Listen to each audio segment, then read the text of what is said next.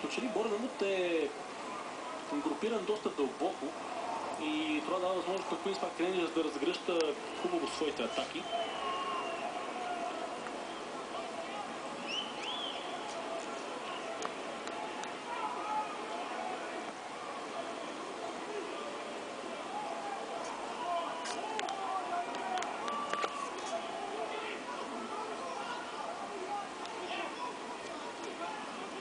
Ликам.